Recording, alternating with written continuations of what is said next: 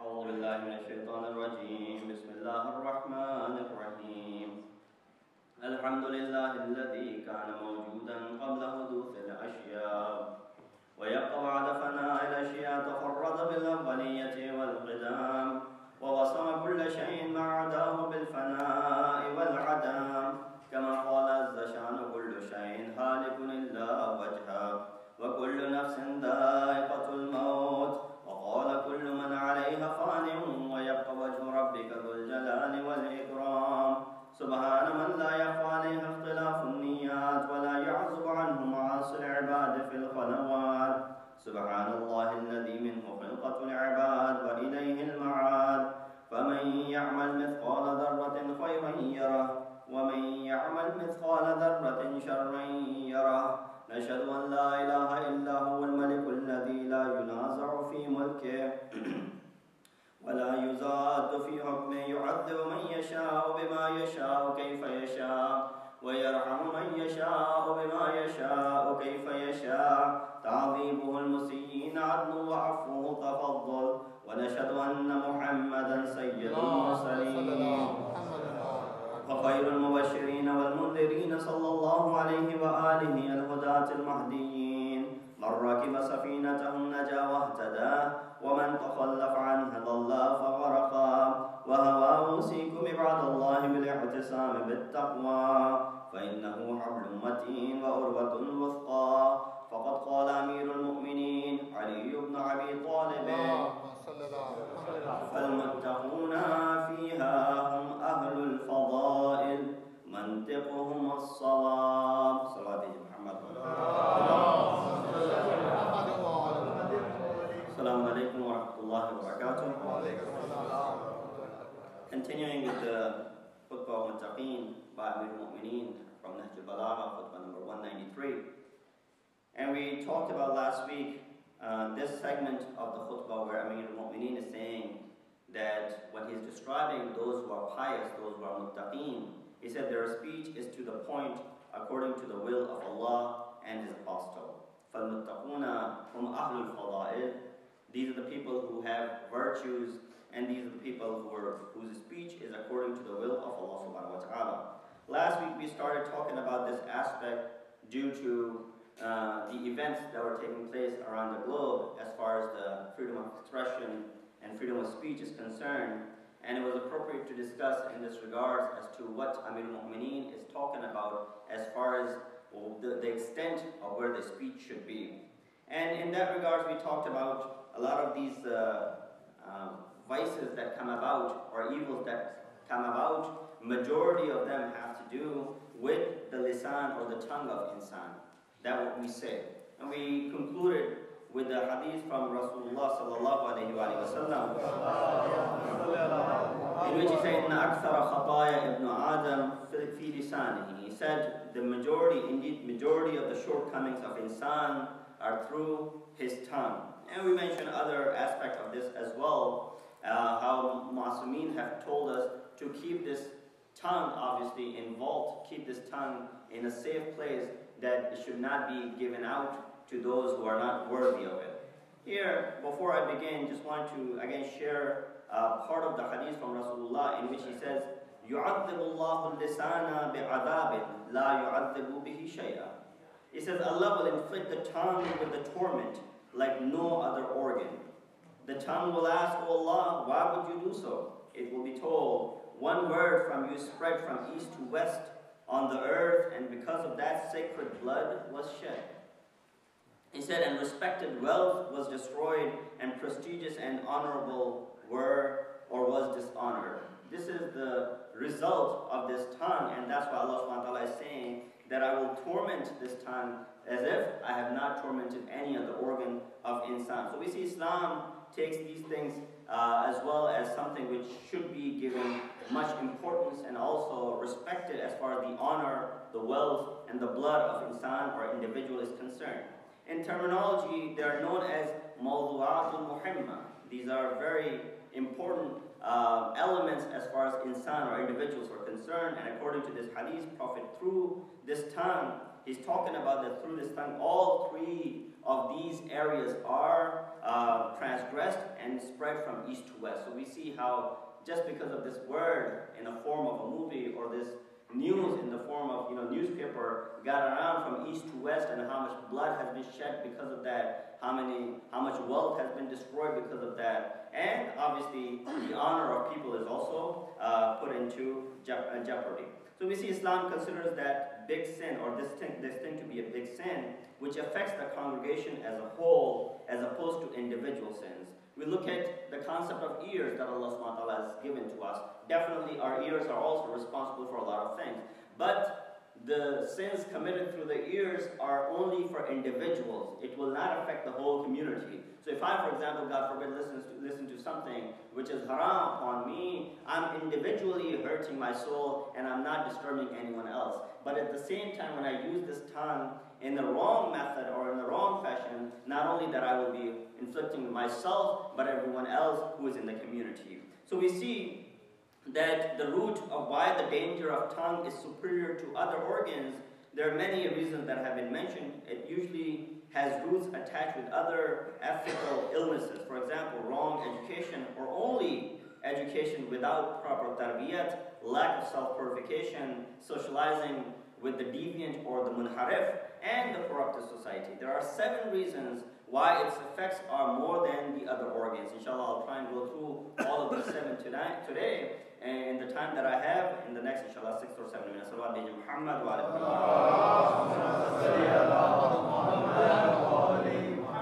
What are these 7 reasons?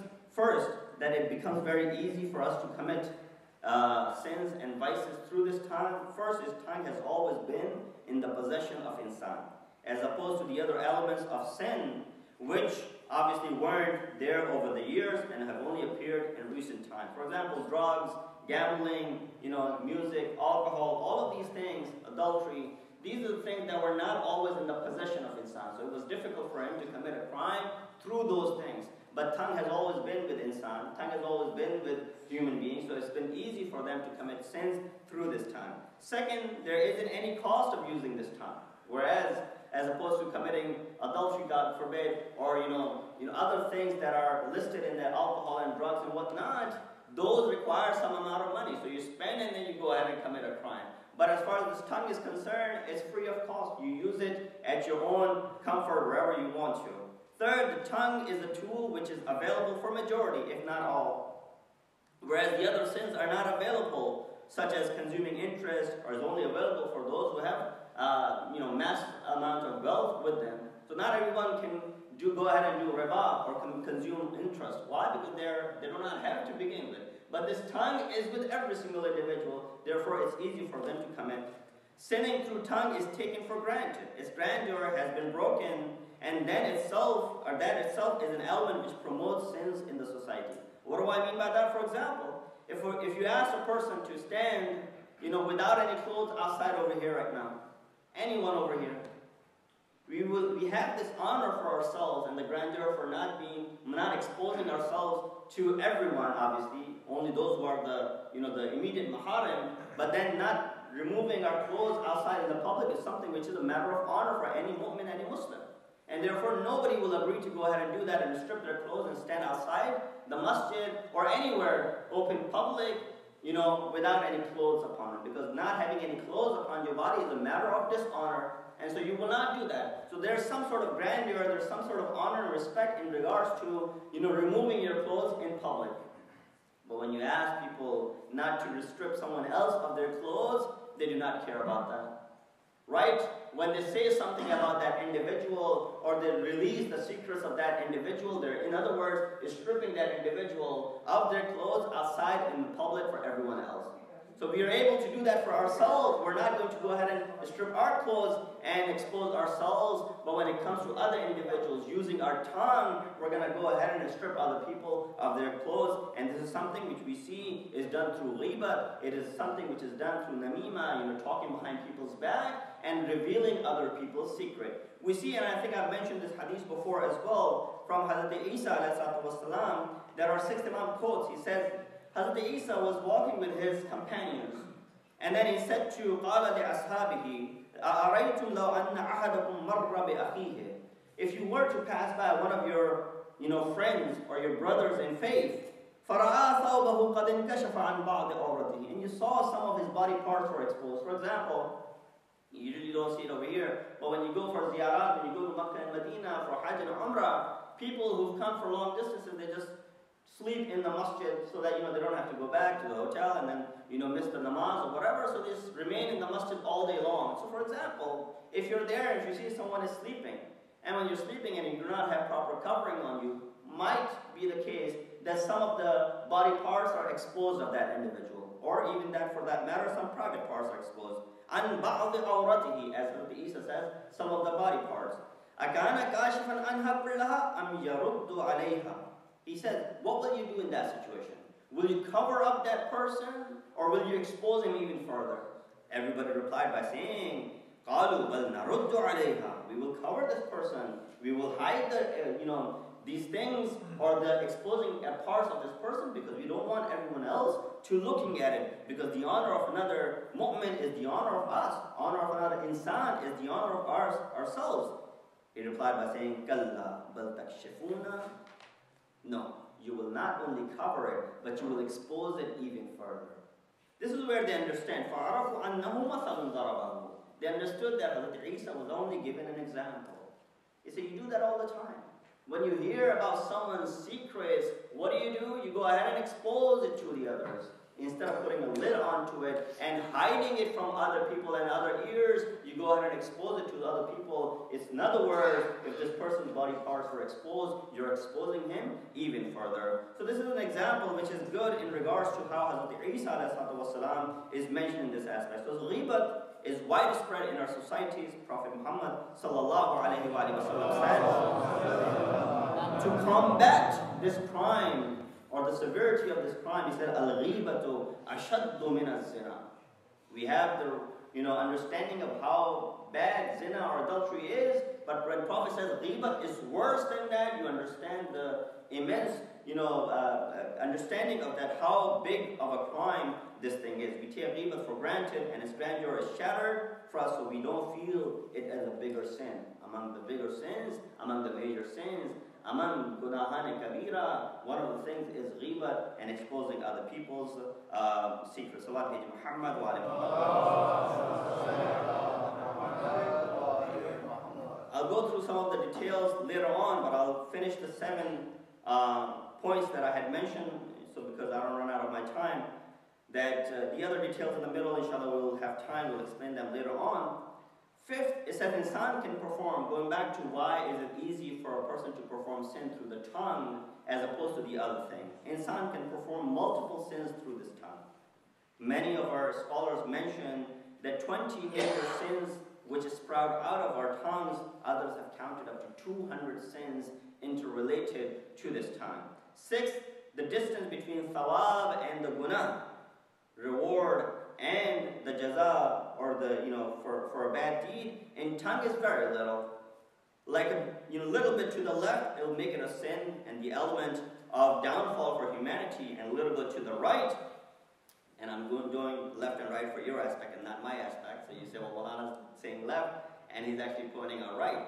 Left and right, a little bit to the right, it will be something which will lead towards prosperity. This is how the tongue is. You say a little bit, less about someone, you have hit this person's values or this person's, aspects or attributes. You say a little bit too much about this individual, right away, you're showing, that, you're, in other words, buttering up this person. So in both aspects, just a little bit to the right and a little bit to the left, it concerns as to what, that you have not pointed out the reality about this individual. Lastly, 7, it says sins through our tongues have social aspect, whereas other organs are within themselves. For example, listening to music or looking at non-mahram has ill effects for the individual himself. But lying, backbiting, blaming, falsely dishonoring, and not performing amru nahi will affect the whole society. This is why we see Amir al-Mu'mineen counts this to be the attribute of muttaqeen, and he says, وَمَنْتِقُهُمُ الصَّوَابِ. Here we will mention 6 cures. I don't know if I will be able to go through all of these 6 cures. 6 cures for this deadly disease. Even if one of these cures is adopted, and utilize in its entirety, we will be able to definitely cure ourselves from this illness or the illness of using this tongue wrongfully. The first is sukut, silence. What does that mean? It says we find in many traditions that command to keep silence where it is not necessary to speak. Hence, more you speak, the higher chances are of making mistakes and committing the sins. This is where Masoom says, "La yaslamu ahadun min ad-dhunubi hatta yahzuna lisanahu." No one will be saved from sinning unless they hide their tongues in a vault in a safe place. We can deduce from this hadith that the tongue is the key to all vices and sins. Since Prophet is using the word ad-dhunub, he uses alif lam and he uses the plural on it. Here's no one should be thinking that is speaking out at a place where you should be speaking out against the tyrant or the oppressive leader. That does not mean over here that you should remain silent. No. Silence therapy will not work in those situations. Rather, it will be considered a crime or sin itself to stay put and stay silent and not speak up against the tyranny which is going on. What is required over here is that avoid saying which is not useful. Don't waste time in saying things which is not useful and that which is not necessary to be said.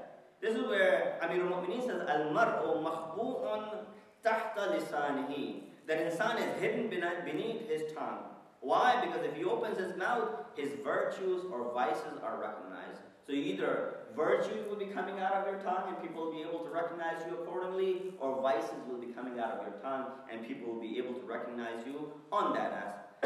One of the prime examples of useless speech is usually seen among, the other aspect or the other area of our society, where a lot of time, more than men, sometimes women are involved in this useless speech. Not that I'm saying men do not do it at all. No, men are also a part of it. But normally it is something which is prevalent more so in the women, and therefore for various reasons. Because, things that they usually come across or they have to talk about leads towards talking about another individual, which leads towards backbiting sometimes or other aspects. But that does not mean men are completely excluded from it. Sometimes men could be more than that. Scholars of ethics consider silence to be glory of hearts. This is where I want to finish off with a quote from Amir al-Mu'mineen, in which he says, إِذَا تَمَّ الْأَقْلُ نَقَصَ الْكَلَامِ.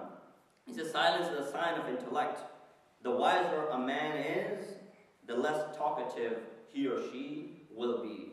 So the wiser you get, the more knowledge that you acquire, higher levels of knowledge that you attain, the lesser your speech will be. You see people who just speaking out of nowhere, saying things, or giving their advices in every aspect of the life. When it comes to medical issues, people are speaking, "Oh, this is what I think, this is what I believe." You're not a doctor. Why are you giving advice in that respect? When it comes to religion, they're giving out fatwa here and there, left and right. You're not an alim. Why are you giving out fatwa this and that when Maraji have already said things in this regard? Whereas your duty is over here to study to that extent, and once you attain that knowledge, right away things that you've been saying left and right, you will be able to cover on it, and you will be able to adopt this silent therapy. Unfortunately, I cannot go through the other 5.